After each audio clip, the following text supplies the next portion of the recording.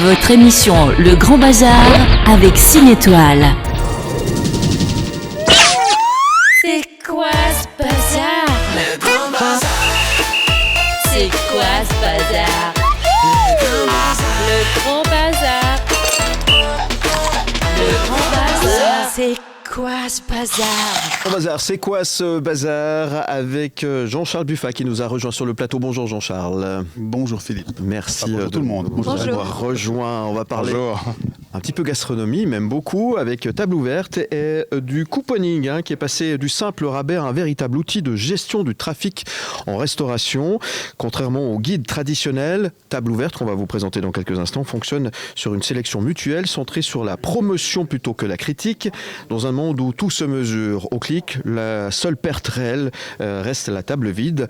Le couponing, justement, permet de la remplir à moindre coût. C'est ça, finalement. Exactement. Et complètement dans les mœurs là-bas, outre-Atlantique.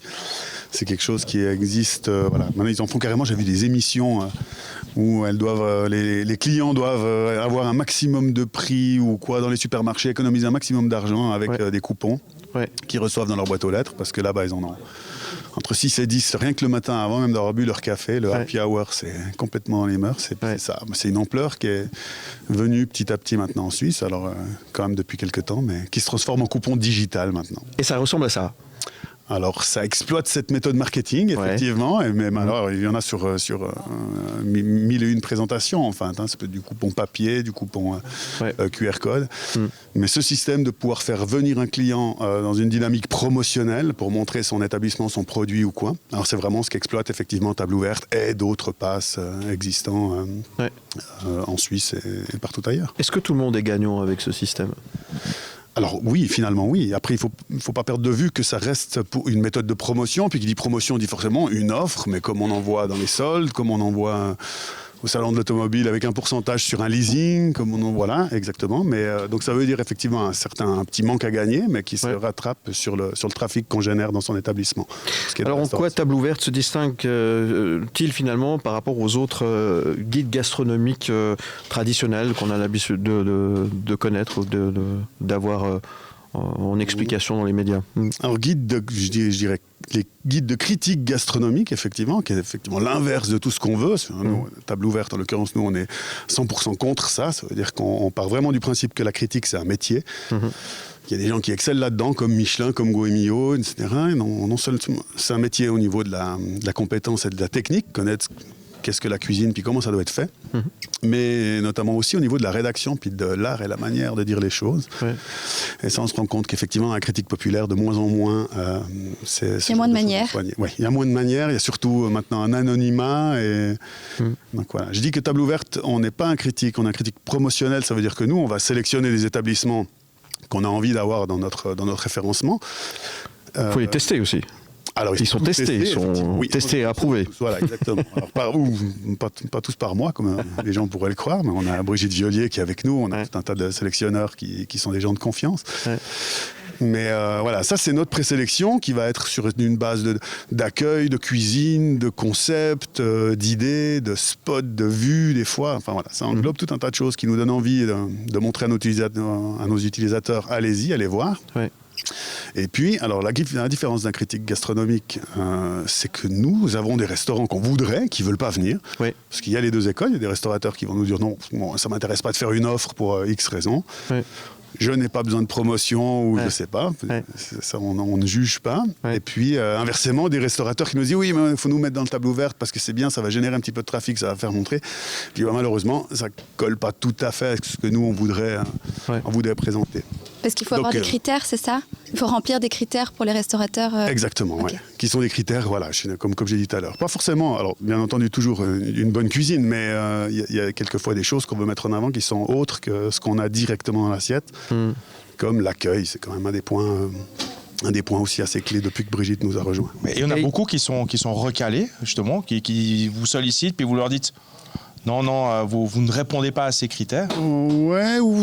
Beaucoup, c'est subjectif ça. Alors il y en a, beaucoup non. On essaye d'être le plus éclectique possible, on essaye vraiment d'ouvrir aussi nos chakras. Mais effectivement, quand on va c'est arrivé où on a dit, bon, ben voilà, oui, on prend cet établissement, on n'a pas envoyé le sélectionnaire immédiatement. On a cette chance-là maintenant d'être en digital, donc ça peut être réactif, ajouter ou enlever au moment où on le souhaite. Puis quand on teste, ben là, on se rend compte que non, c'est pas possible. Alors, on sait qu'il y a beaucoup d'actu qui dit, enfin, on en a parlé d'ailleurs la semaine dernière, beaucoup de restaurants qui ont des difficultés. On sait que c'est une période un peu compliquée pour les restaurants. Ce genre de guide, ce genre d'opération, finalement, permet de pouvoir donner un petit coup de pouce aux restaurateurs qui en ont bien besoin aujourd'hui. On traverse une crise un peu compliquée. Hein.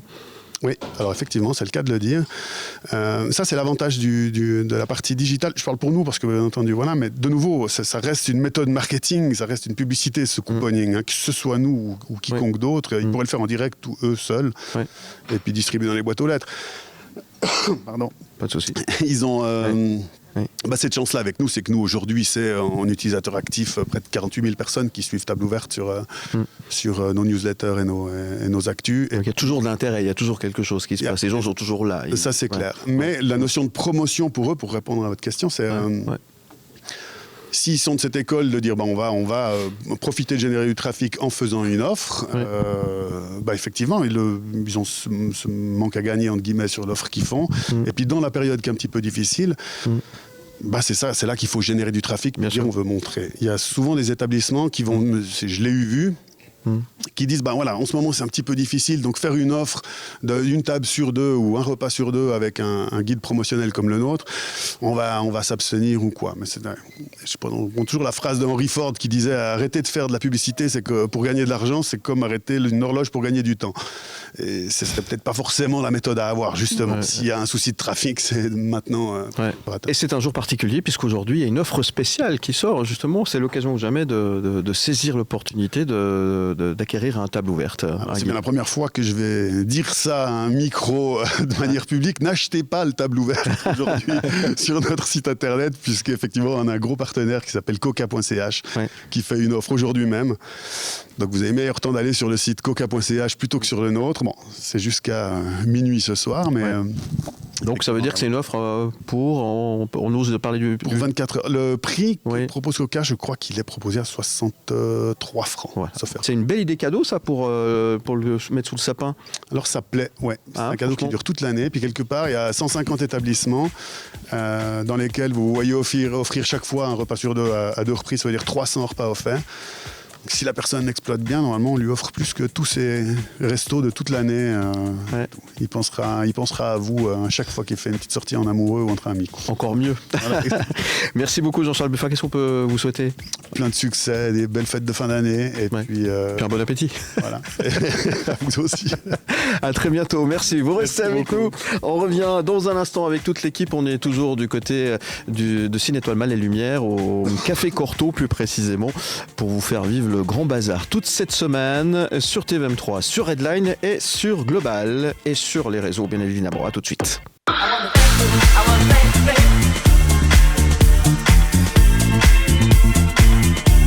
Ne bougez pas, le Grand Bazar revient dans un instant.